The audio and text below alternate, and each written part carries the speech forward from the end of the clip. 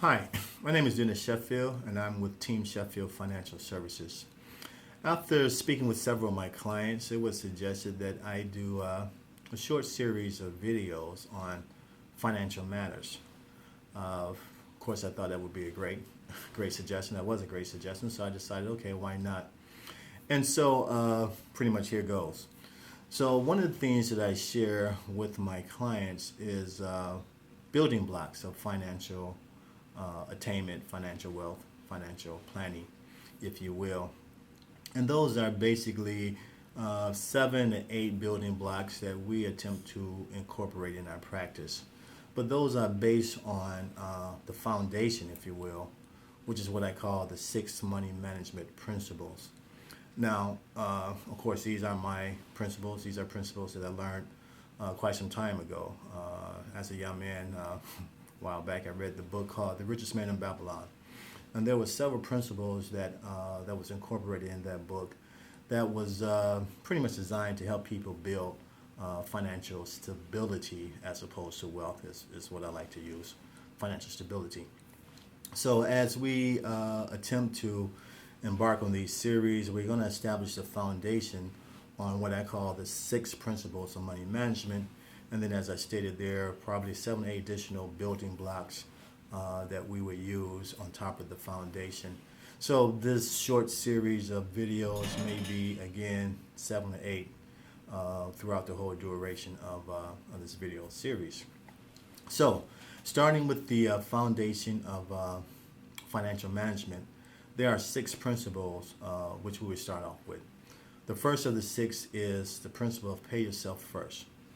Now, based on the book of The Richest Man in Babylon, the principle established that individuals should pay themselves at least 6% of all the income or all the monies that they earn. I share with my clients, depending on where you are, within your career, 10% may be great, or you might want to do what I attempt to practice is the 1/3 rule, meaning 1/3 of your income, you should use that to pay yourself. Now, I want to elaborate on the principles of pay yourself first. A lot of the companies now are, for the most part, incorporating this principle as well through their 401k plans or their 403b plans or the type of saving plans that companies may have. And, of course, that's designed to, of course, pay yourself first. The main emphasis being with the companies is that by doing that, you save on your taxes, which is, of course, a good strategy. And, of course, it's a strategy that I share with my clients that they should take advantage of any saving plans that, of course, their company may offer. And even for those who are self-employed, also there's, Roth IRAs accounts, different savings accounts, Kellogg accounts that you can utilize to pretty much pay yourself first, kind of doing the incorporating the same effect as the 401ks or the 403bs attempts to accomplish. So, again, whether you're early in your career, 10% is be sufficient. I usually suggest about 15%, a combination of maybe taking advantage of what your company may offer and doing some additional things as well. And we can, talk about that a little later on through the series that we talk about some tax advantages, some additional tax advantages outside of those that your company may offer. So again, the first principle of the 6 principles of money management is to pay yourself first. So now the question becomes that after I pay myself first, whether it's 10%, 15%, or 1/3, what do I do with that money? And so the second principle is investment. And I like to make a distinction between investment as opposed to savings. Again, one of the building blocks that we were talking about throughout this series is savings and how that distinguishes or how that is different from investing. But the second principle being investing. So the basic understanding of investing is that the tip is to take the money that you have saved or the money that you paid yourself first with to get that money to start working for you. Pretty much that's just the basis of investing. To take monies and to invest it, whether it's in stocks, bonds, real estate, business, to take that money and utilize it to make you additional money. So after we pay ourselves first and we take that money and we invest it, we don't spend it, we don't use it as traditional savings. Those monies are earmarked for investing. So when we move from after investing, we move to understanding. The third principle would be understanding compound interest. And this is, I don't know, I think Einstein is credited for compound interest. I'm not really sure if he just elaborated on it or actually invented it. But the whole purpose behind compound interest is that you get your money to work more for you, a little harder for you, if you will. So to give you an example of compound interest, let's say you have $1,000 and you take that $1,000 and you invest it in whatever, business opportunity, stocks, bonds, whatever the case may be. But you're taking this $1,000 with the intent of earning additional money, so interest, or in this case, compound interest. So you take the $1,000 and let's say you're investing in a product or service, and you're looking at a 15-20% return. So the $1,000 makes you, say, anywhere from $150 to $200. Now, you don't take that money and spend it or do else things with it. You take that money and you add it to the original principal, in this case being $1,000. So therefore now not only do you have the principal of $1,000 working for you, but you have that additional earnings on the $1,000 working for you as well. So I'm trying to simplify understanding of compound interest, but that's what compound interest is. The money that you earn off of your initial investment, taking that money and adding to the principal, and now you have a greater amount working for you.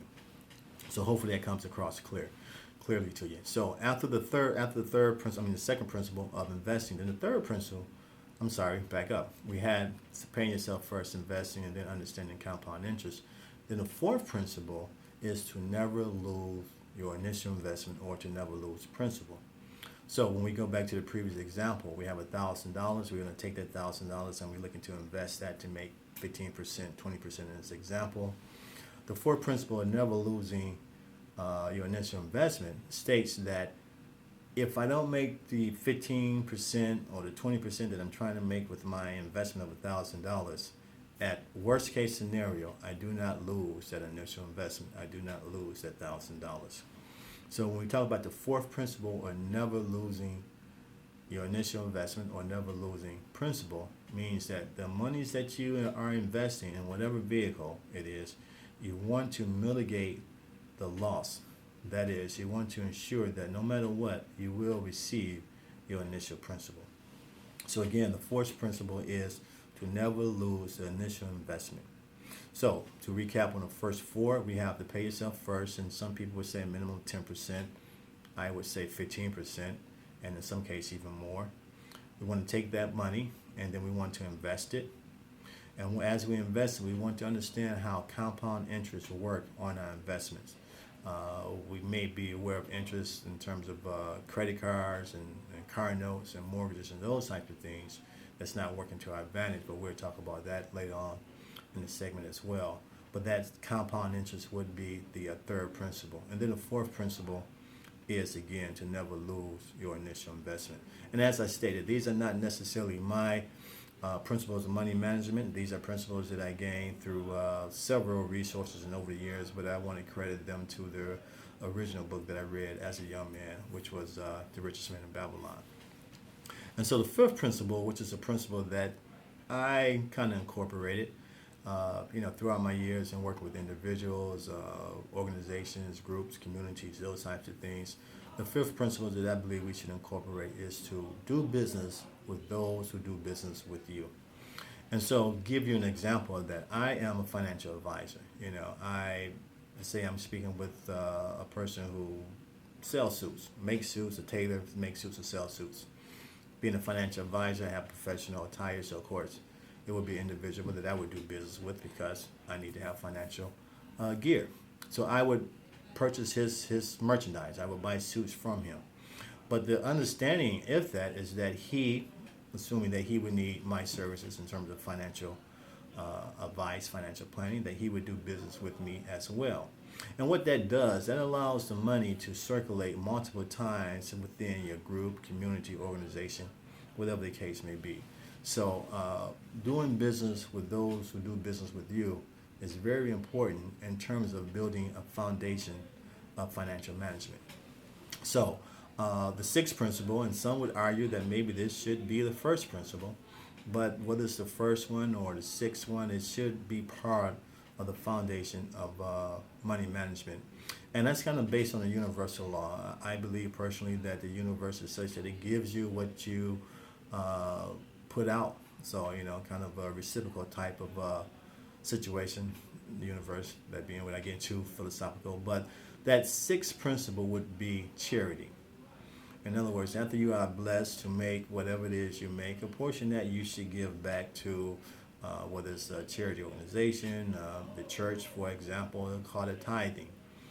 Some may say anywhere between 3% or 10% of your earnings is in tithing. But the fact being here is that we need to give back to help those less fortunate than us. Now, some people would say charity is not necessarily money, which is true.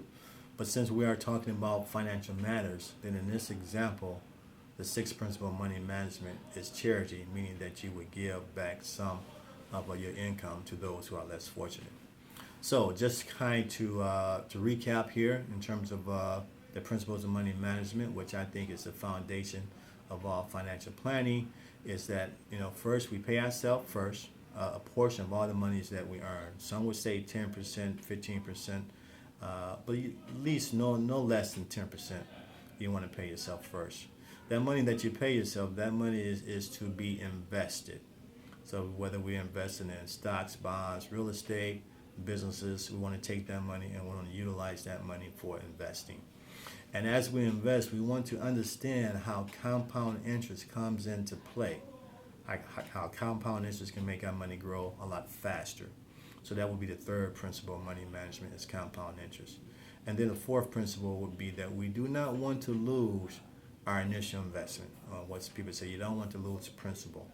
So if at all else, if we invest in a product or a service looking to make a percentage of a return, if that doesn't happen, then we want to ensure as much as we can that we do not lose our initial investment. And then the fifth principle would be doing business with those who do business with you. And you'll find certain communities, this goes without saying, money circulates in their communities multiple times.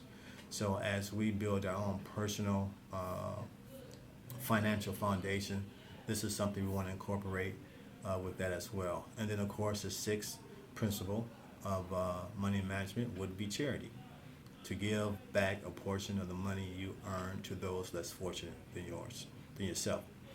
So again, as I stated, these are not my principles. I think I maybe added the last two there, but again, these are principles based on, again, a book that I read a long time ago, Richest Man in Babylon, as well as some other books on financial planning and financial strategies. So again, this is the first part of a series that will deal with financial matters. I hope this will help. And again, I look forward to doing more series on this topic. Hopefully I will get more adept with the new technology, and I'll be able to take advantage of, a live streaming, as they call it, with Facebook. So therefore we can broadcast this and have those to chime in, and I can attempt to answer questions for them as well. So again, I want to thank you for your time. My name is Dennis Sheffield. I'm with Team Sheffield Financial Services. Thank you much. We look forward to hearing from you. Bye.